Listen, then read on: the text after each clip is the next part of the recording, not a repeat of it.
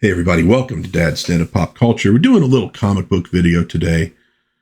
Not Brand Echh, number 7 from the Marvel Comics group. 12 cents. That means, yeah, this is an oldie. This is in fact from 1967. You can see it's in pretty rough shape.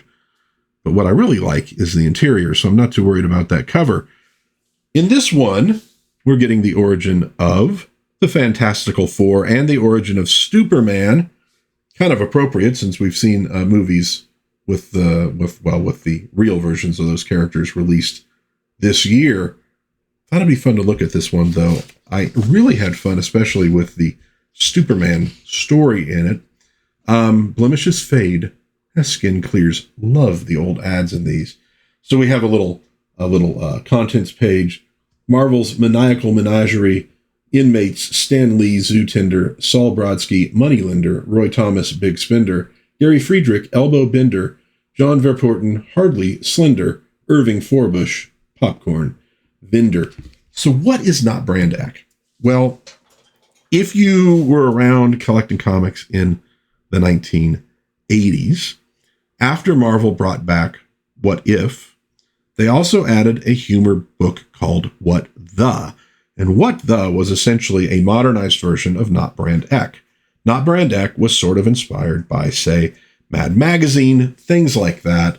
It was primarily designed to sort of make fun of Marvel Comics, but also to make fun of just everything. And, you know, the DC characters got sent up as well. But it's a little more like Mad Magazine, focusing on the comic book world. And frankly, some really good art in it. And as with anything from this of this kind, you get some interesting little snippets of the pop culture of the time period it's in this case, 1967. Okay, so the fabulous FF present the most unrequested saga of all time. They were nothing till they joined the MMMS. Wait, what the heck is the M? That is the Merry Marvel Marching Society, which was sort of like a fan club thing at the time. Weed Witchards, Mr. Fantastical, Bim Grim, the Thung, Shrew Storm, the Inevitable Girl, Sunny Storm, the Human Scorch. Take a look here at the art on that. Okay. And we're going to get the origin of the Fantastical Four, callously created by Stan the Man Lee and Jack King Kirby, aided and abetted by Marie Severin, and she's doing the art, and she is fantastic, embellished by Titanic Tom Sutton, lettered by Swingin' Sam Rosen. So essentially, Stan and Jack are making fun of their own creations here, and it is actually a pretty good take on the origin issue of the Fantastic Four. And you'll notice stuff like that appears to be Vincent Price. That kind of looks like Sean Connery. You're going to get a lot of things like that in here. In fact, up here we have what appears to be Ronald, Reagan, and Nixon. Remember, Reagan was the governor of California at that point. And they do make a few little lines about, here he says, "Say, do I know a nice conservative boy for a girl like you?" So it starts off with them sending out a message to Shrew Storm, who is at the grocery store. They've been adding up her total for a long time. We got Aunt May back there. Move it up, move it up. Dr. Doom, please don't shout, sweet little old lady, unless you'd like a fat lip. I'm trying to think whose face is sticking out of that. Is that supposed to be like Eisenhower? Maybe? I can't tell. It might be Eisenhower. So she gets the message and she takes off. Of course, she's a little bit tired of being stared at, so she goes invisible. Running through here, we get like Sinatra right there. I'm not sure who that's supposed to be. He's stealing potato chips, though. Voices, my getaway has been duly foiled by an unseen phantom. All right. Hey, even I don't get all these references, and I'm pretty well versed in it. She takes off in a car, runs over the cop. One thing I can't stand is a wise guy talking car. We then see Bim Grin trying on masks so he can hide his appearance. I think that might be Elvis right there. Tries on Captain America. Nah, this one don't do nothing for me. only a nut would walk around like this. Tries out Bobby Kennedy, and it comes with a free toothbrush and comb. And then he tries on one of, the Thing. And he's like, that's what I look like already, buddy. What are you trying to do to me? So he gets the signal as well, literally sticks his feet through the floor there and starts walking off, carrying the building with him. Then we get Ladybird Johnson there, How about that, Tex? The building from down the block is taking a walk. I got my own troubles. So LBJ, he had some troubles. That is absolutely for sure. He was president at the time dealing with the Vietnam War. We now get the bit with Johnny Storm. In this case, I'm already forgetting. I'm already forgetting the fact name. It is Storm. Okay, Sonny Storm. I was thinking there was a different last name. So Sonny Storm, working on his car, kind of looks like a hot dog. Got the Three Stooges helping him. Throws in something that Mr. Fantastical invented, and the car takes off. Stand back. The human scorch will go after it. I love the art here, by the way. Burn on. Ouch, that hurts. A fellow could get blisters that way. And the Stooges are laughing at him. Let's get that in there. How quick can we get it? Anyways, love the dynamic posing. Oh, the art is so good in this thing. It really, really is. It is absolutely solid stuff.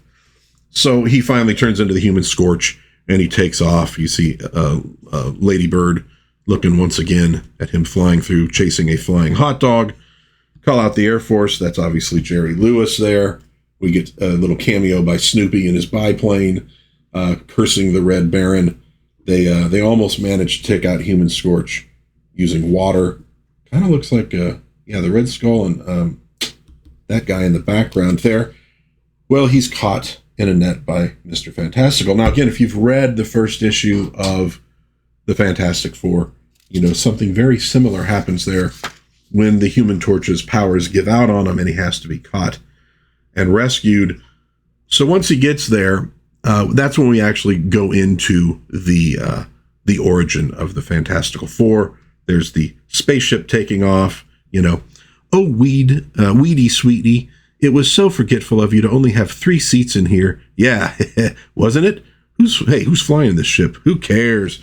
So Weed's pretty happy, has Sue on his lap. And then they fly into the Cosmic Fuzz. Dude, look at that. U.S. government surplus, direct by mail. It's the 60s. There had been a few wars at that point. Big ones, and so there was a lot of surplus. So they go through the Cosmic Fuzz, and that's how they end up with their powers. They crash. Bim has already turned into the Thung, So you win a few, you lose a few. Such a lawsuit I'll slap on you. You get that kind of humor that at the time you were getting in Laugh-In, that you even got it in Looney Tunes, where you break in with this sort of Jewish, such a lawsuit I'll slap on you. It's very much the humor of its time, which may not translate as well nowadays, but again, the art is fantastical, actually. So they're all showing off their powers. He's kind of laughing at the Thung. Sonny runs up,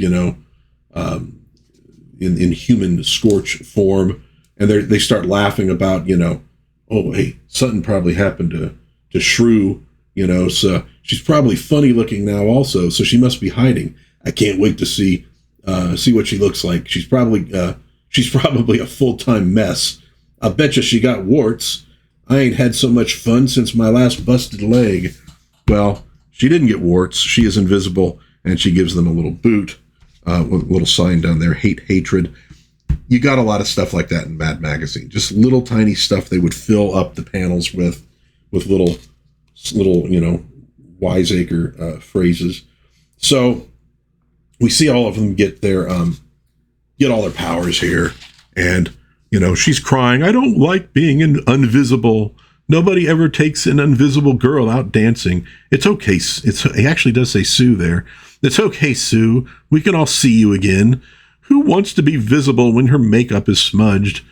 Hey, look at what Bim is doing. He's picking up a hill. He's like, big deal. Who wants to pick up hills for the rest of his life? Well, what are they going to do with their powers? Oh, by the way, we have a little bit with Mr. Fantastical and a vulture. But he gets this idea. He says, I've got an idea. Let's all be superheroes. I'll be the leader. Why should you be the leader? It's my idea. What do you have to do to become superheroes? Find an artist and a writer, I suppose. I've got a better idea. Let's get an asbestos guitar and become a pop singing group. Well, none of us can play a guitar. Okay, so we'll become superheroes. At least it's a living. And that's where they become superheroes. They all put the hands in. Unfortunately, the Human Scorch forgets to unscorchify himself and burns my poor little pinky finger, and they go chasing after him. It's slobbering time, and thus is born the Fantastical Four. So you get an idea of what they're doing here. They're basically making fun of their own comic books. Do check it out. Marvel superhero t-shirts, only $1.60 each. There's the Merry Marvel Marching Society, a nifty new membership kit with Captain Marvel, the original Marvel Captain Marvel. Dude, come on, the Mothers of Invention, Frank Zappa. How rad is that ad? And that does give you an idea, too, about what was going on in Marvel Comics at the time, that, that they would bother advertising this in a comic book. It was hitting high school kids. It was hitting college kids, a somewhat older demographic than comic books would have hit in the past, so that made sense. What I really enjoyed in this one is the origin of Stuporman, because it's Marvel making fun of the rivals at, Stuporman, a natural comic, AC. They're calling it Natural Comics. It was National Comics at the time. It'll become officially DC Comics later on. So they're kind of making fun of the competition here with this one. We get an abbreviated version of his origin. So not terribly different from what we got with the Fantastical Four story. We got, by the way, Ringo Starr down there. So we have his father, Sparkle, warning everybody on Krypton it's going to blow up. Here he is with his wife, Tarara, saying we gotta send the kin. You mean we've got to selflessly put our only son in a rocket, shoot him off to Earth, and the whole bit? Yeah, and snap to it, will you? We only got one panel. You think this is a novel? And there he is. Help! Going in the thing. That reminds me very much of a Looney Tune with Bugs Bunny getting launched into space. That's the kind of stuff they're taking their inspiration from. We get him landing. Here we have the little map with Hickville, Megapolis, Gotham City, water and more water, space, Earth. You notice all the arrows? Very much done in DC Comics of the period. He is found by an old farm couple, the Kettles, Ma and Pa Kettle. That is a reference to a film series, actually a pretty funny one too. We see him as a boy. This is another one that I loved because again, they're mocking DC Comics here. What do we see him saying? Me behave good like little Kryptonian boy should. Then me get new sandbox for Christmas, like maybe Gobi Desert. DC Comics back in the day, little kids always referred to themselves that way. It was always me do this, me do that. And you're just like going, I don't know. I mean, maybe a little kid when he's very first learning to talk would do that, but like they all do it in DC Comics. So I like that attention to detail. We have a little bit here where they make fun of the whole glasses and combed hair thing, come on, won't you look, Now, Cluck, you just hush up and, you're not my Cluck, stranger. What did y'all do with my child? Yeah, bring him back. It's near time to slop the hogs. So again, we're making fun of the whole glasses bit, and we see him moving off to Megapolis to fame and fortune, and, his dad is yelling at him, and don't come back, you lazy lowlife. Here we have him getting a job at the Daily Planet. We kind of see a little bit of Lois Lane there, or as we'll find out, Locust Payne. And so we're kind of doing a little bit with the golden age of Superman here. He's got to save Calvin Coolidge from the evil scientist Lothario. Ends up getting arrested because he's taking his clothes off in a phone booth. We see him winning World War II. I can't stand it. He's winning the war all by his lonesome. What's he trying to do? Ruin my image? Humph. Flake off, Sergeant Furious. A few more days of this, and I'll become General Blunderbolt Ross.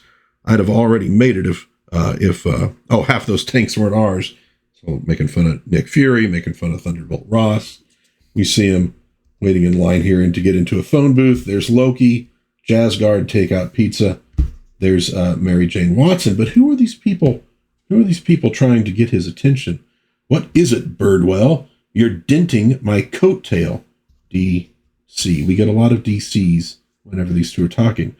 But there's the guy we've been diligently closing in on, Mr. Weenie Burger.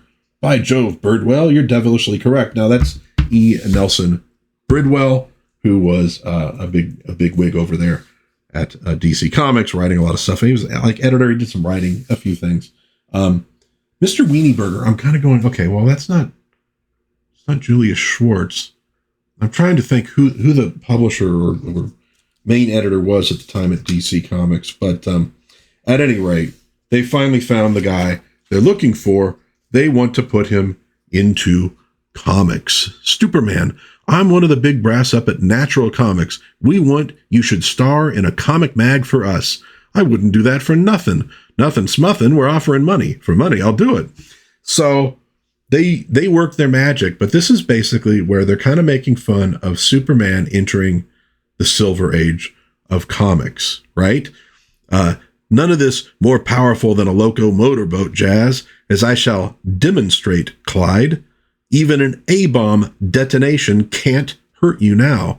Also, that faster than a speeding bulldog bit is old-fashioned and despairingly corny.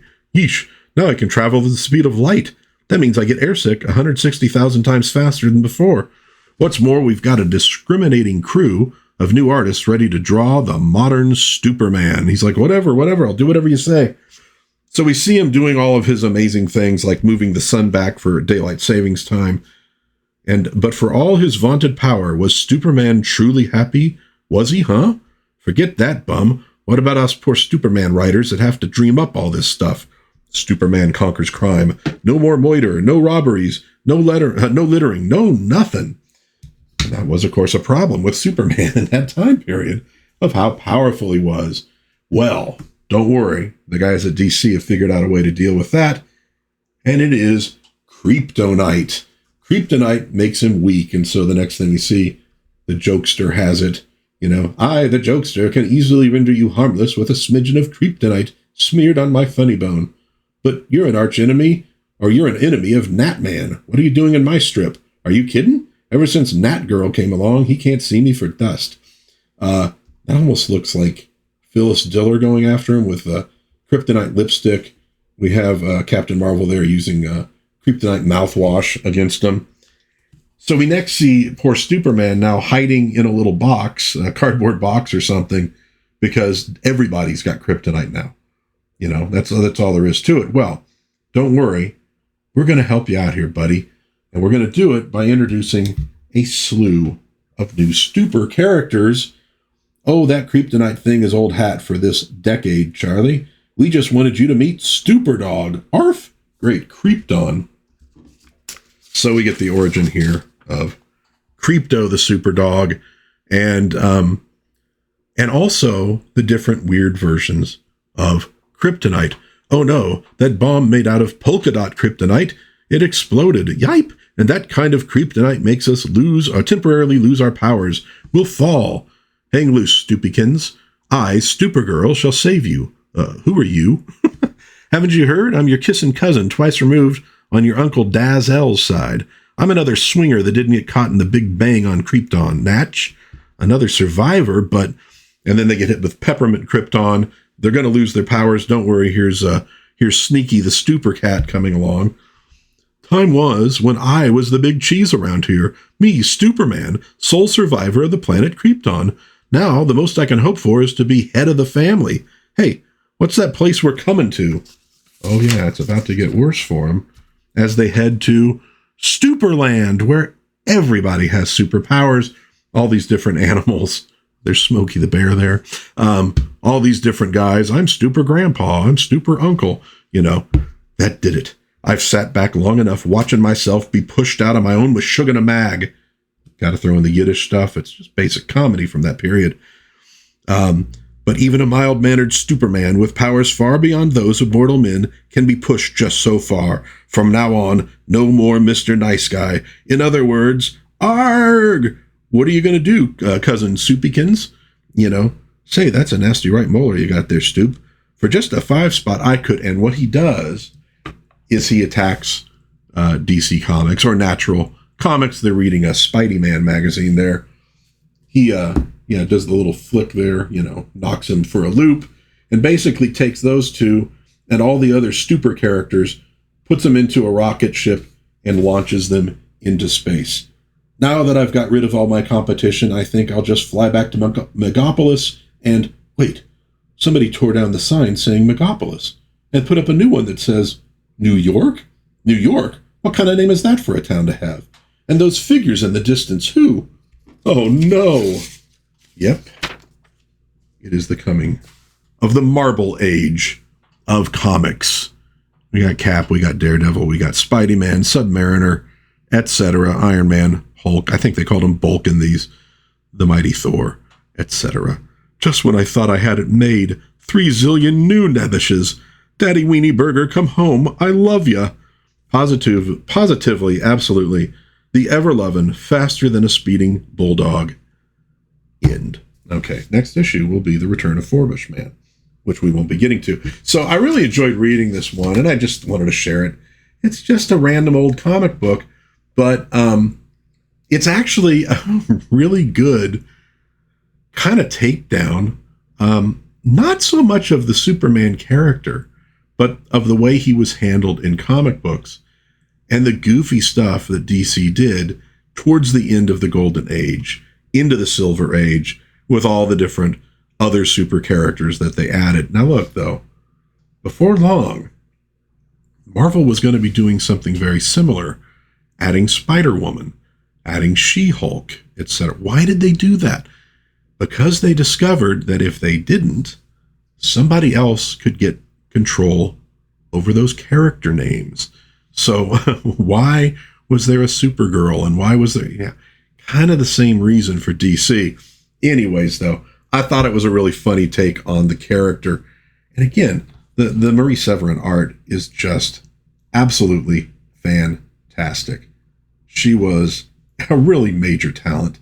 Because, being able to draw the superhero stuff is one thing. Being able to draw comedy, caricature, etc. is something else. And not everybody who can do one can necessarily do the other. She was able to do it all. So there you have it, folks. Not Brand Echh, number 7, with the origin of the Fantastical Four and the origin and the tormenting of poor Stuporman. Finally got rid of all those other characters.